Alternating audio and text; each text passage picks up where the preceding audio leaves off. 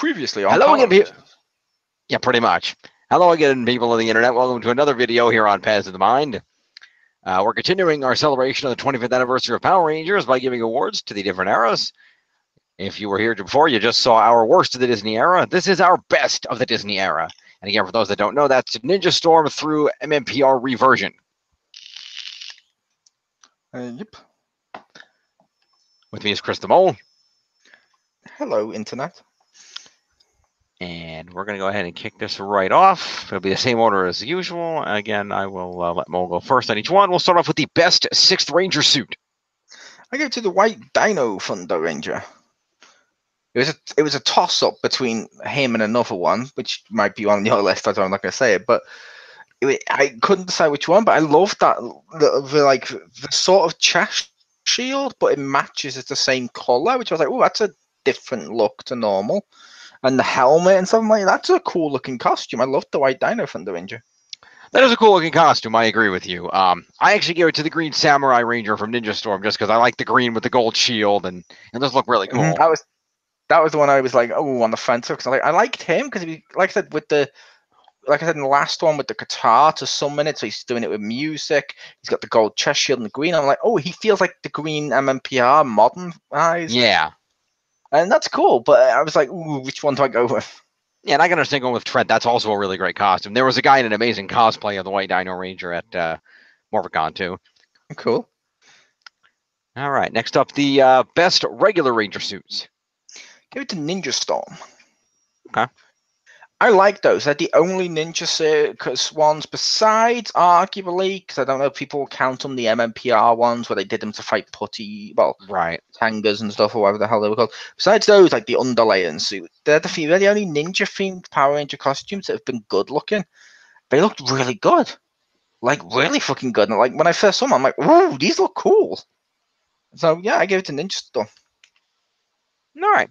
Kind of surprised on this one. I was thinking of the suits. I actually gave it to Mystic Force just because I always really liked that it was almost all the color. They had the symmetry of the line going up that formed the M for Mystic Force or Magi Ranger, if you're looking at Sentai. And it's got the cool, I always really liked the helmets where it actually had their little, their Mystic Creature symbol as the actual visor on the helmet. That's not an M. That's 2 N's for Nick, just in case you forgot it. Okay. But yeah, I just always like those suits and the cool helmets and stuff. In fact, the Red Nest, the first time I ever became the Gold Phoenix Ranger, as I'm known in the Ranger fandom, the first image I ever had commissioned for somebody for that was I actually took the Gold Zeo Ranger body and I had them put Nick's helmet on it and then recolor the visor so that it matched the suit with the Phoenix visor on it. So I always like Mystic Force suits. They're cool. Best theme song. Dino Thunder. Definitely Dino Thunder. I also gave it that. Runner-up, Dino Thunder in Indian. As we remember that with Power Rangers. That's true. Hey, no, Power Rangers, yeah, yes. But I love that. This song actually was really cool. And unlike almost every other season, it actually tells you almost the story of the series without having to use exposition overlaid on top. Where you're like, oh, okay, that's cool. And a lot of what they're saying about it seems like it matches what the theme series is, and it's brilliant. I love that theme song. Yeah, it's a great theme song. It's one of the best. All right. Rolling on, the best morphing sequence. Ninja Storm. First time I saw it, I was actually really impressed by that morphing sequence with the effects and all the stuff going on them. And similar afterwards, they've built upon that and kept doing it going forward, but none of them really stood out as much as that. Besides, arguably, Adam in Once a Ranger. That's true. I wasn't expecting it. And I was like, yeah, what just happened? That's cool. But yeah, but I didn't want to give it to that because I didn't know if I'd count. So I was like, you know what, Ninja Storm, I love the morph sequence and how they did it. And it's just a great morphing sequence. Yeah. Yeah, I was I was going back and forth and I found that a little hard to decide because I was torn between two. But I ended up giving it to SPD just because I like that they throw the thing out and then they like pose it on the shield and the thing comes over. I always thought that looked really cool with the SPD ones. And I thought it really carried the theme of, okay, we're changing into high-tech police. I thought they really held the theme well. I did give a runner-up to Dino Thunder just because I liked that they did this big-ass backflip in the middle of the morph. That does look cool with the looking up. That was cool. All right. Rolling along. Mode of transport that is not a Zord. Tsunami cycles. They just looked so cool. Like I love bikes, as Jim knows, but on Power Rangers up until then, there hadn't been any bikes really. They were that cool. And with these, with the fact some of them were doing dirt biking beforehand and all the other stuff, and this, they built up the bikes so well that when they used them and stuff, you're like, they're just cool. I want a tsunami cycle. So I went with the tsunami cycle. That's fair enough. I want to see later. I gave it to Tommy and Trent's ATVs just because ATVs out of nowhere. And I'm like, okay, yeah, that's cool. Do that. Yeah, hell yeah. Tommy's like, coming to charge over here. And Trent's coming over here. Like, those are cool. Yes. Go with that. Those are great. All right. The best ally or supporting cast member? Haley in Dino Thunder. She did all the stuff in one. She was the Ernie, the Alpha, and temporarily the Zordon all at once. Temporarily because she wasn't really the mentor, but it was only a temporary thing. That's why she's not in the mentor category. But she was all the things. She even helped build the Zords. She helped, like I said, she run the cafe, which was awesome. And Haley was just a great character. She was, and I strongly considered giving this to Haley. I did. She's definitely my runner-up. But because it was one of the few positive things I can give to the season, I actually gave it to Spencer from Overdrive just because he was hilarious. You know, he would randomly show up. He made funny quips. He would disguise himself in these fancy and these crazy disguises, and he was just so lovable and awesome. And that by far the best part of Overdrive. I love Spencer. David Weatherly was great. I thought the best part of Overdrive was Once a Ranger. Yeah. I enjoyed seeing all of them come back. That was still cool. You enjoyed seeing them bastardize the morphing grid? The morphing grid may have been bad, but that's not part of them coming back. I said I enjoyed seeing like, oh, there's Kira and Tori and Adam and stuff. I'm like, oh, that's so cool. They did a good job. I like that they said Bridge is red and then explained why. Yeah, yep. That was cool. All right. We got the best base or hangout. Cyber Cafe. Agreed. It's both a cafe and a place to play games and do homework and watch like Japanese versions of the Power Rangers because I don't know anything about Power Rangers.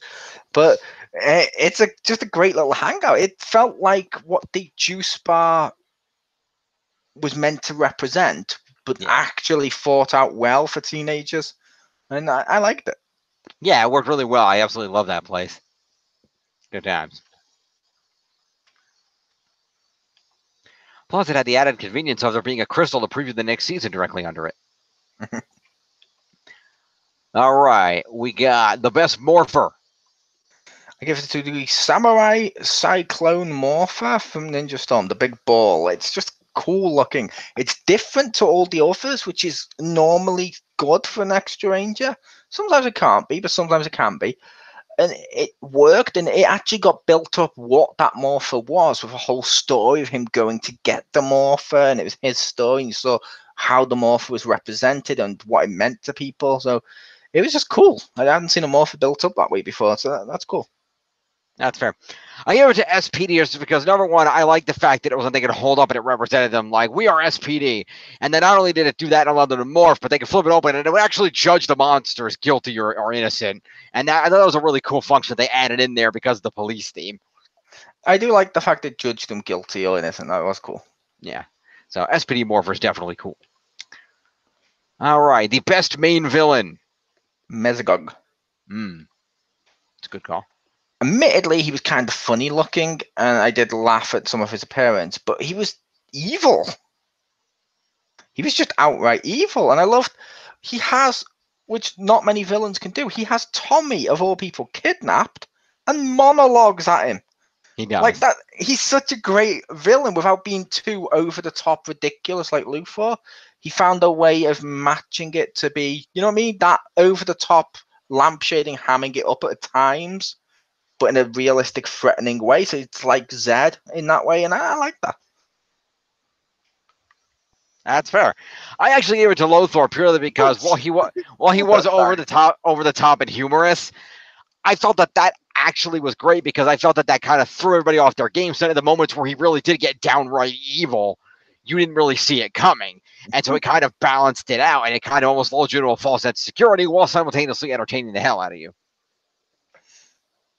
I was not entertained. That's fair. Are you not entertained? That is what I was referencing.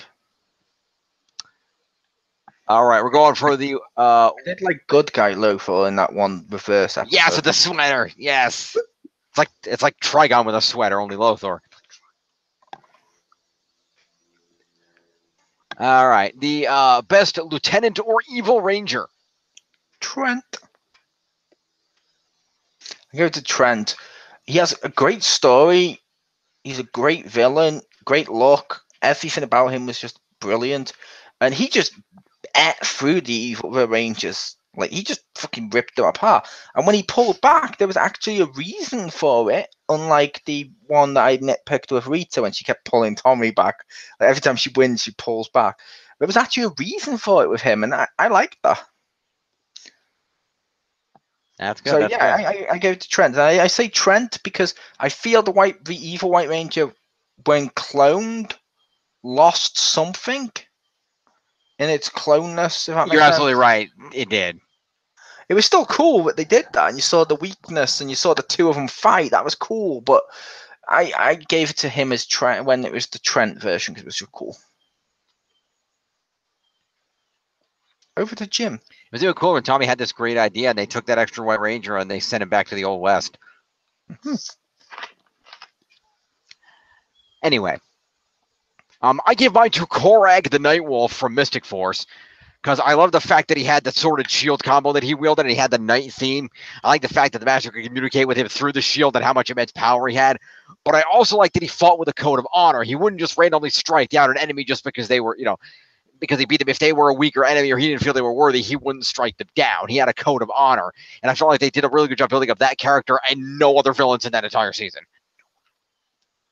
They gave him all the attention, clearly. Korag was cool. All right, the best foot soldiers. I gave it to.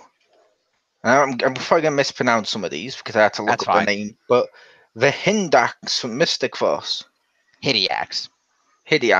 They're literally undead people with skulls for heads. That's fucking cool. I like that. They looked cool. Like they just looked cool. They did look cool. I actually gave it to the Rin Shi from Jungle Fury only because they were based on the hopping vampire theme.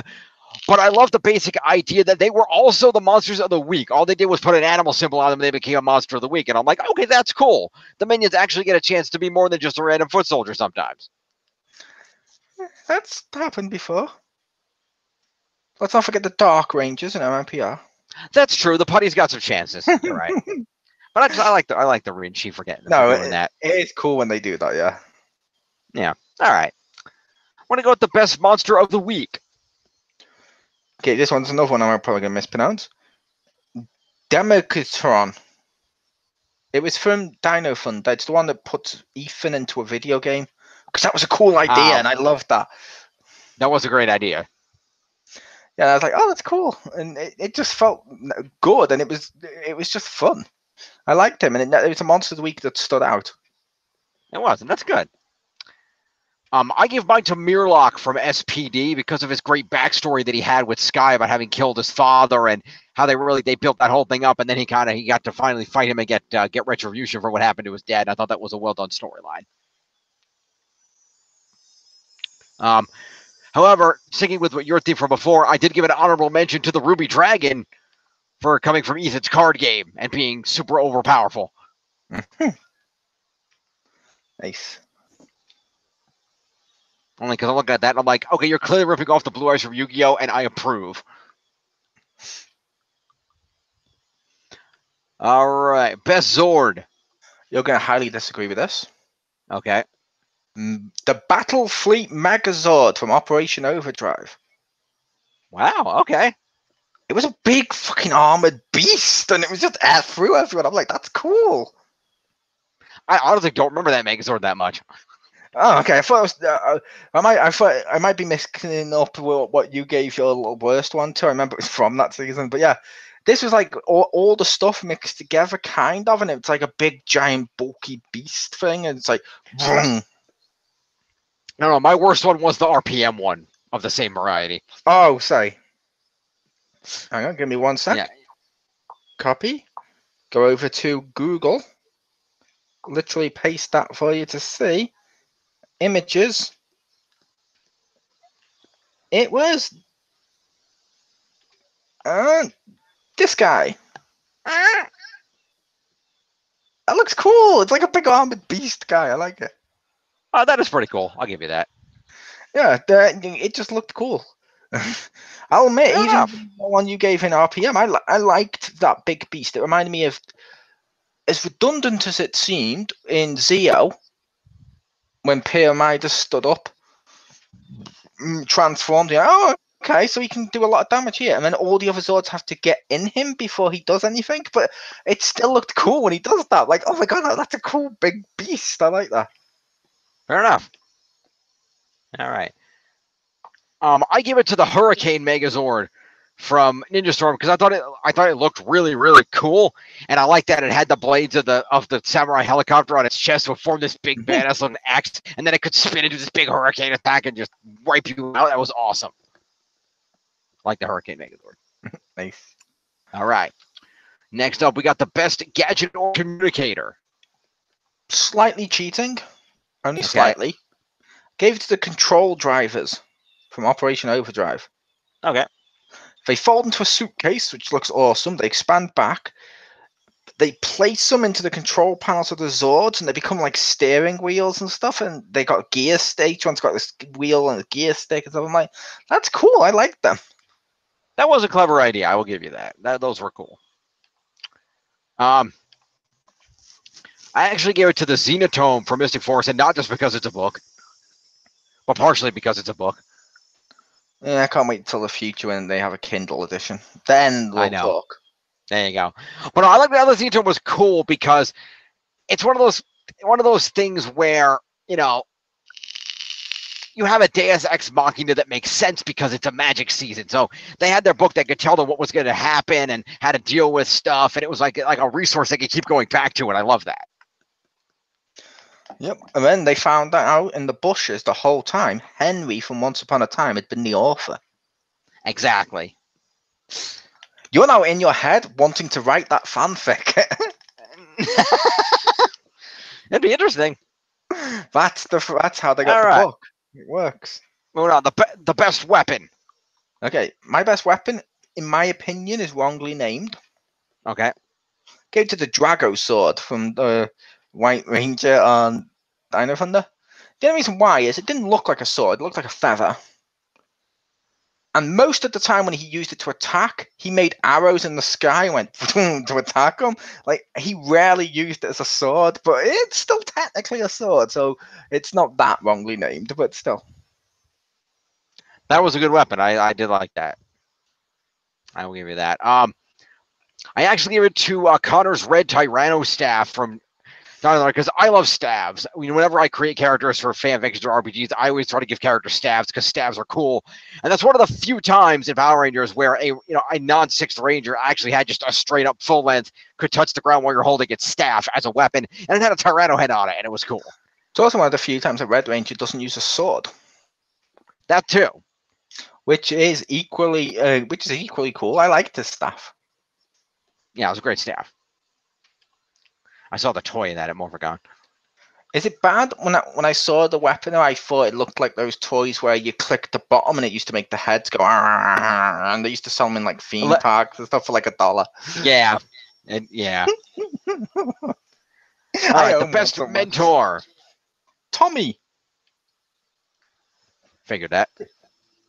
Yeah, I told you it in advance. I asked. We specifically said he would count for this category. Also, out of all the Rangers, he's the one with the most history. He's the one we've actually seen grow to be a mentor. I've mentioned to Jim before now, he's maybe my favorite mentor. He literally has safeguards in place in case he disappeared, which isn't something Zordon had, or anyone like that, which is cool.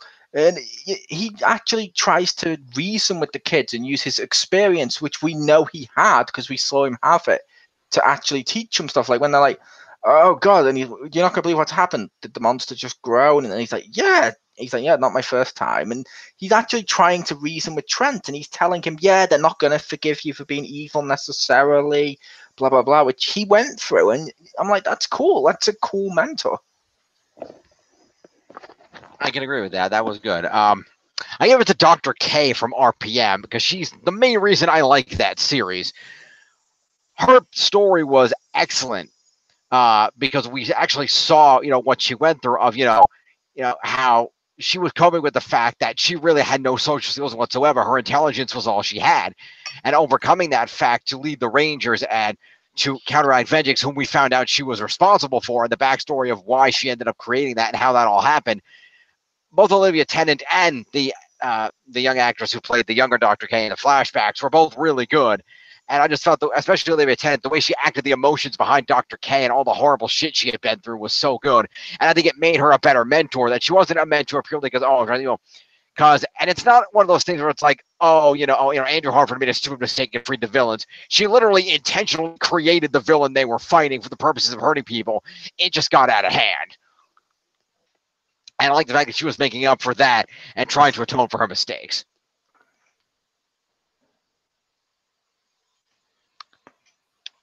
All right.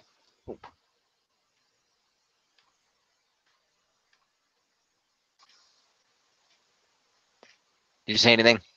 Nope. All right, I thought my headset got messed up for a minute. All right. Moving on. We have the best Ranger. Mine's a tie. All right. Tori and Kira. Couldn't decide which one to give it to most. Best females ever in Power Rangers. The best well written. They're so good they even transcend their actual teams and come back for once a Ranger and stuff, which you don't normally see for the female Rangers. And they just got great personalities and stuff, like Kira with the rock star and Tori with like, oh, she's got the little romance with Blake and the surfing, and they're just well thought out and had great independent episodes and stuff about them. I like those two. That's true. They are.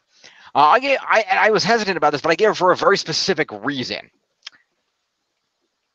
There were a lot of good Rangers. I was very tempted to give it to Doggy Kruger or some of the other Rangers from early seasons, but he wouldn't count. Oh, because he's a mentor. Yeah, because that's why Tommy wouldn't count for Ranger. He'd count as mentor. Like they fit into one of those categories.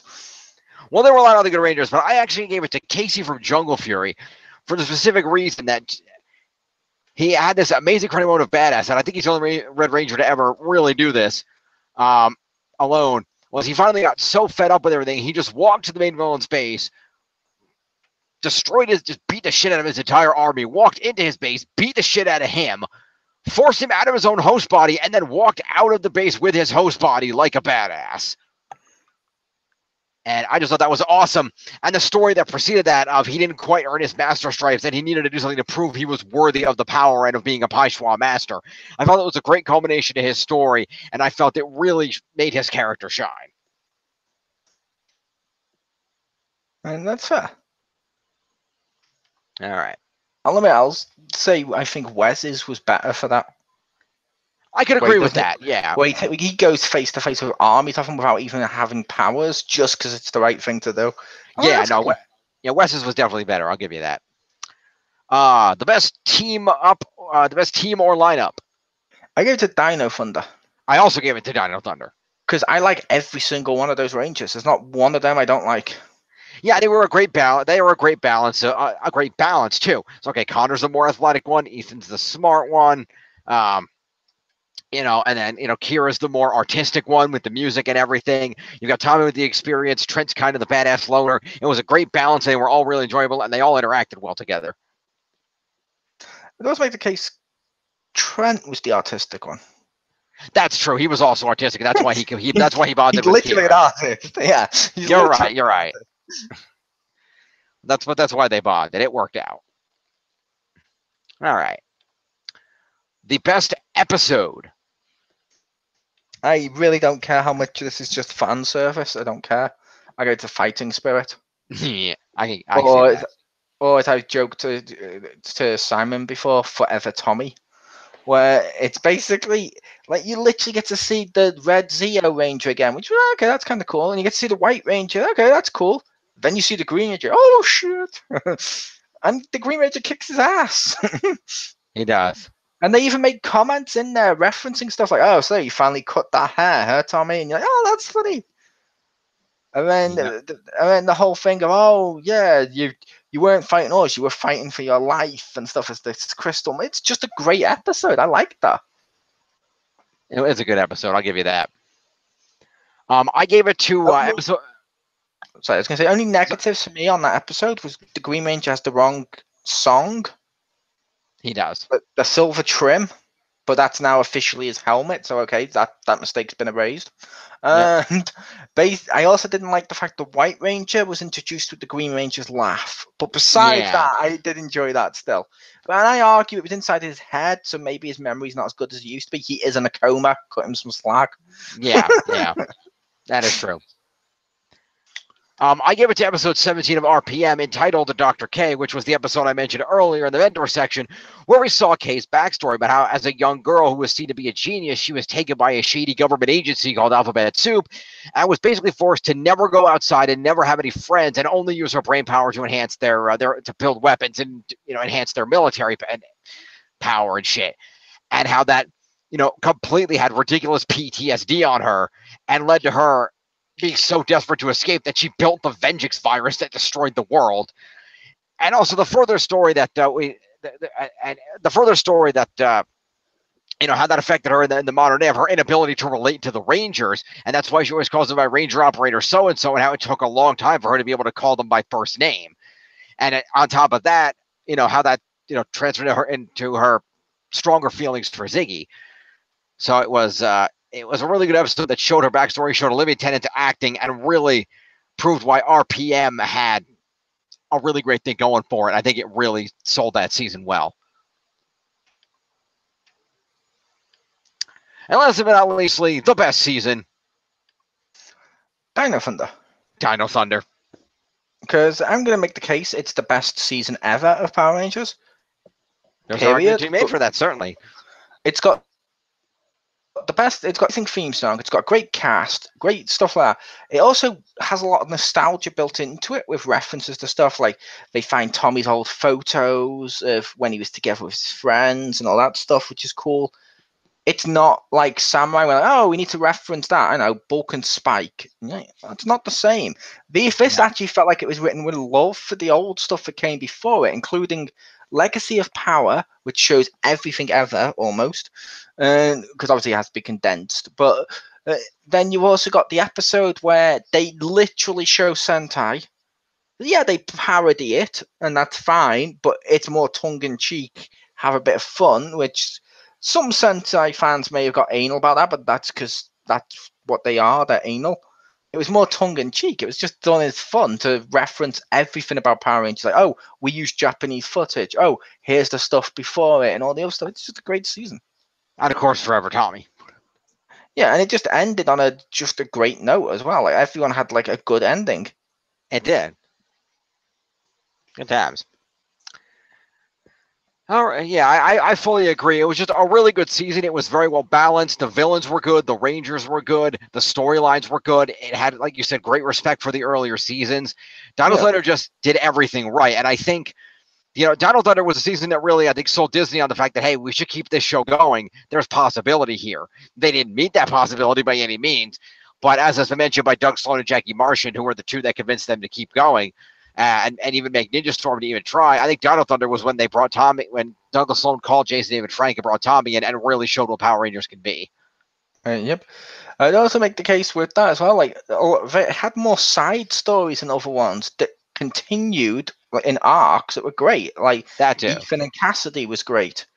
Kira and Trent, with Trent's dad being Mesogog. And you're like, oh my god, that's amazing.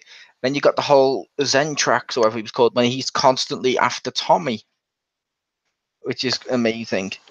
And then you've got the whole thing of like Tommy with I forgot her name, but the head mistress who turned into an enemy. Elsa. Yeah, Elsa, and you're like, that's a cool little arc going there too. And you got all these multiple little layered arcs, and they're just great. And you also have the whole thing of built throughout it. You also have the whole thing of Connor didn't really want to be a Red Ranger. He just had this forced upon him, and learned throughout the series to become a Red Ranger and what it means. Even the Battleizer, I fucking hate Battleizers. I loved, even though this isn't really the Battleizer, I loved the Triassic Ranger. That was cool. Where he sucks him into another dimension. I'm like, oh god, that's so cool.